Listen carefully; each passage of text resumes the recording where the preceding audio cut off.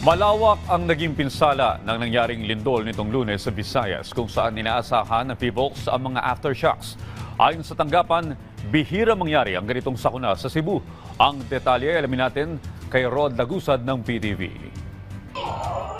Wala pang naitatalang malakas na lindol sa nakaraang 400 taon sa naging epicenter ng magnitude 6.9 na lindol sa bahagi ng Northern Cebu. Itong lumabas sa pagsusuri ng PHIVOLCS matapos ang malakas na lindol sa bahagi ng Bogos City, Cebu.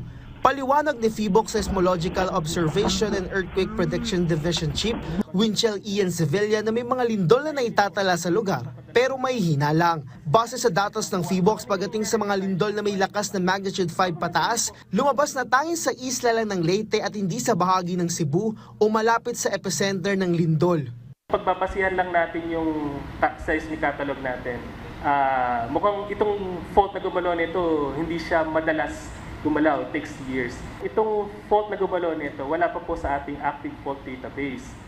Ulitin ko po, dahil sa kadahilan ng number 1, nasa ilalim po kasi siya ng dagat. Anya, pangalawa, base sa historical catalog, tanging may hina na earthquake lang ang meron dito. Dahil sa malakas na lindol, nagdulot ito ng intensity 7 sa Bogos City at kalapit na mga lugar.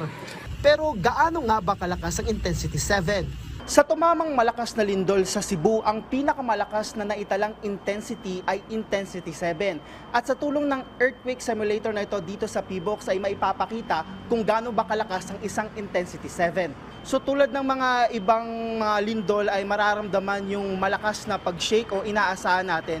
At kaiba sa isang earthquake simulator, kapag ito'y nangyari sa inyong bahay o sa inyong pinagtatrabahuan, kasama sa panganib o risk na maaring maranasan ng mga taong nasa lugar kung saan may lindol ay ang pagbagsak ng mga iba't ibang gamit na maaring makapagdulot ng kapahamakan sa inyo. So itong earthquake simulator to ay malaking tulong para makita kung gaano ba kalakas yung pagyanig o pagyugyog kapag nakaranas tayo ng isang intensity 7. Ayon sa PHIVOLCS, magkakaroon pa rin ng maraming aftershock. Base po sa ating pong mga previous data, mga dating mga earthquake events, posible pong weeks, pwede rin pong months. So medyo may katagalan pa po. Mabuti na nga lang po, karamihan po nito ay hindi po natin nararamdaman. Pero mahalaga pa rin po na lagi po tayong nakahanda. Ayon sa PHIVOLCS, magpapadala na sila ng quick response team sa Cebu para magtungo malapit sa epicenter ng lindol. Ito'y para mag-install ng mga device para malocate ang mga aftershock. Kasabay nito, para mas maunawaan ang naging sanhi ng lindol.